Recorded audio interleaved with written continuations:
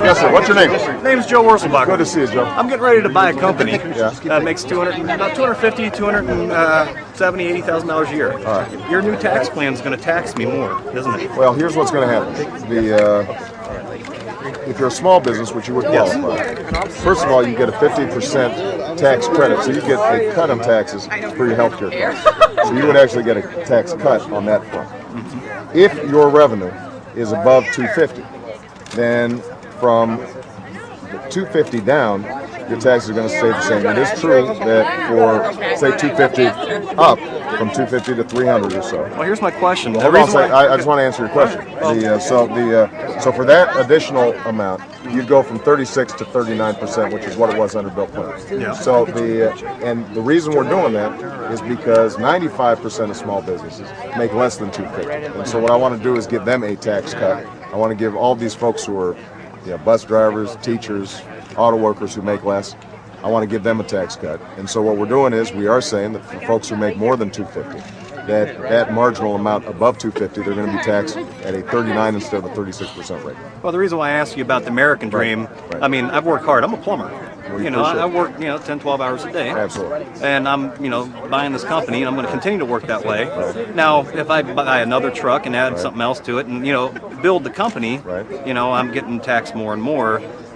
Well, fulfilling the American dream. So but here's a way of thinking about it.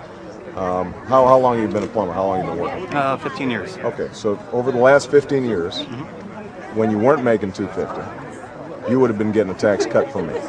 So you'd actually have more money, which means you would have saved more, which means that you would have gotten to the point where you could build your small business quicker than under the current tax code. So there are two ways of looking at it. I mean, one way of looking at it is now that you've become more successul through hard work, you don't want to be taxed as much. Exactly. Which I understand. But another way of looking at it is 95% of folks who are making less than 250, they may be working hard too, but they're being taxed at a higher rate than they would be under mine. So what I'm doing is, put yourself back 10 years ago when you were only making whatever, 60 or 70. Under my tax plan, you would be keeping more of your paycheck. You'd be having lower taxes, which means that you would have saved and gotten to the point where you are faster.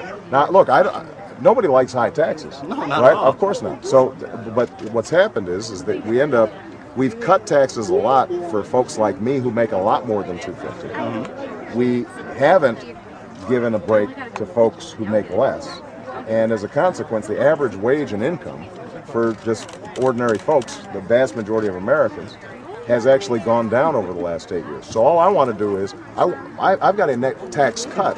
The only thing that changes is I'm going to cut taxes a little bit more for the folks who are most in need, and we'll for the 5% of the folks who are doing very well, even though they've been working hard, and I understand that, I appreciate that, I just want to make sure that they're paying a little bit more in order to pay for those other tax cuts. Now, I respect the disagreement, but I just want you to be clear.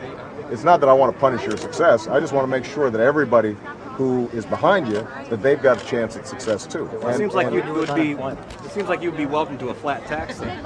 I would be open to it, except for here's the problem with the flat tax. Is that if you actually put a flat tax together, you'd probably, in order for it to work and replace all the revenue that we've got, you'd probably end up having to make it like about a 40% sales tax. I mean, that's the value added, making it up. Now, some people say 23 or 25, but in truth, when you add up all the revenue that would need to be raised, you'd have to slap on a whole bunch of sales taxes on it. So and I do believe that for folks like me, who are, have worked hard, but frankly also been lucky. I don't mind paying just a little bit more than the waitress who I just met over there, whose things are slow and she can barely make the rent. Because my attitude is that if the economy is good for folks from the bottom up, it's going to be good for everybody. If you've got a plumbing business, you're going to be better off if you've got a whole bunch of customers who can afford to hire you. And right now, everybody's so pinched that business is bad for everybody, and I think when you spread the wealth around, it's good for everybody. But listen, I respect what you do, and I respect your question. And even if I don't go get your vote, I'm still going to be working hard on your behalf because I want to make sure small businesses are what creates jobs in this country, and I want to encourage it. All right. Now, one other thing I didn't mention.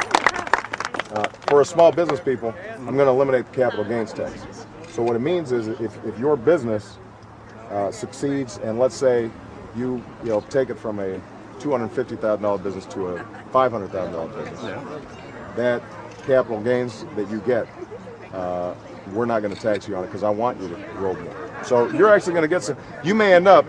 I'd have to look at your particular business, but you might end up paying lower taxes under my plan and my approach than under John McCain's plan.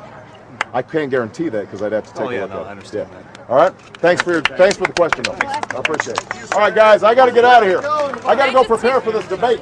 But that was pretty good practice right there. All right. Good to see you, guys. Thank you. Thank you, guys.